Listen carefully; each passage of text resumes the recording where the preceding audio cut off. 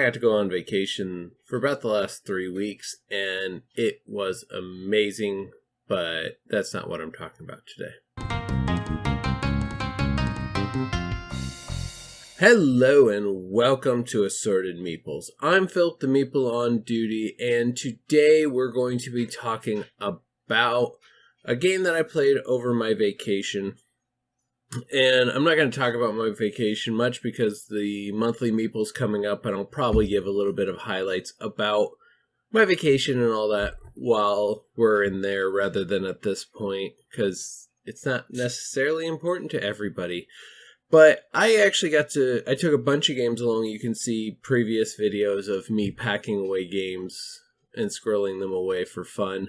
And I got to play one of the games I really wanted to play, and that game is Air, Land, and Sea Critters at War.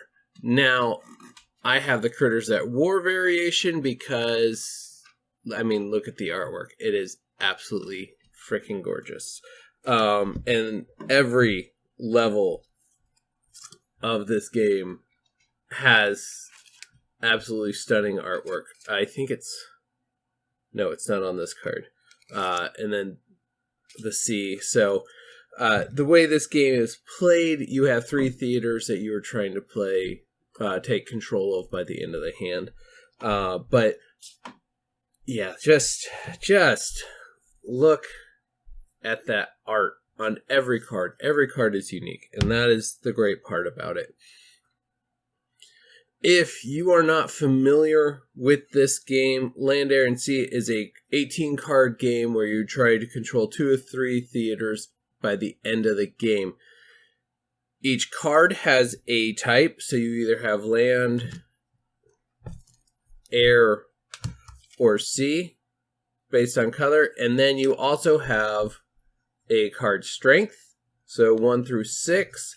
And each card has a unique ability that they can use. They can also be played face down, which then their value is always 2.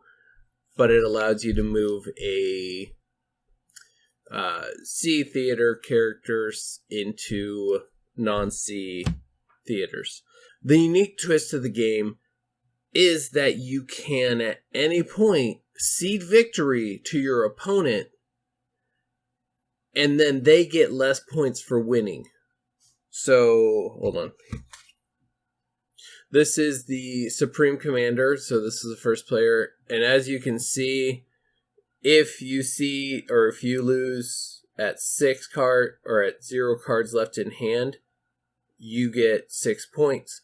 But if there's 4 plus left in hand, you get only 2 points. And they have lovely coins to determine points. It is an absolutely fantastic way to really mess with somebody's thought process, or if you just know that you are hosed. But you are playing this game to 12 points, so any way you can drag it out a little more than 2 hands is probably a good way. Like I said, I already took this on vacation with us, and I got some good plays in with my brother. What I thought is very true.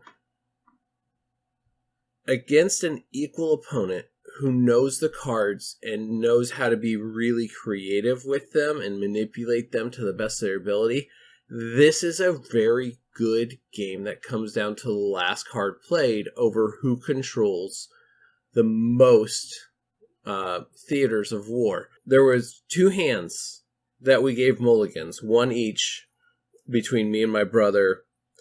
And that was because we had, I think it was like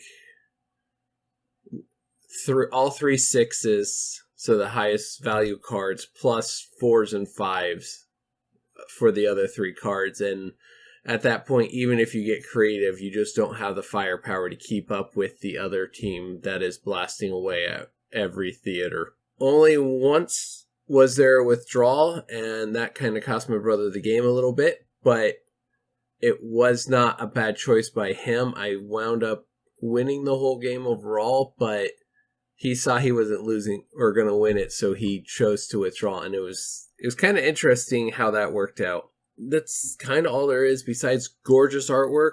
This game it's not very long. 15 minutes tops. Maybe 20 if there is severe analysis paralysis on both sides, even with having to play multiple hands, because each hand you have 6 cards, you play those 6 cards out, or you quit early and give less points away. No, it's not super hard. It's rated at a 1.69 on BGG for complexity. But when you take in the simple rules that you have, because all you do is you play a card each round, and that's it, or you give up. Those are your 2 options. You play a card, you can either play it face up and do its ability, or play it face down and get the 2 extra strength where you want it. But with those simple rules and the special abilities that every card has, it gets very intense, very puzzly, very brain-burny, very quick, especially if you're playing against somebody who knows the deck and is willing to manipulate and flip their cards around a few times. Like I had a combo that I kept getting that my brother absolutely hated, because I'd be able to burn one of his cards, play my second card, pick it back up, and then put the first card back down and play it again. And it really ruined his plans of what he was doing, because I kept getting that combo where it just broke him.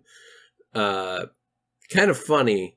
So the card combo that I was using was the 5 army, which is Disrupt, which is starting with you, both players choose and flip one of their uncovered cards. And I'd play it pretty early in the game. And then I would play Redeploy, and you may, which is the 4 strength C, and you may return one of your face down cards to your hand. If you do, play a card. So I would pick this card up after it being turned face down, and then do it to him again, so he lost 2 of his card abilities. And it usually happened right when he didn't want it to have happen. So a lot of interesting and dynamic ways that these cards play together that make it a very good game. So thank you guys for watching. If you haven't already, hit the subscribe button, leave comments down below, and we will see you guys next time. All right. Bye. If you like what you just saw, please support us by hitting that like button and subscribing to our channel for more great gaming content.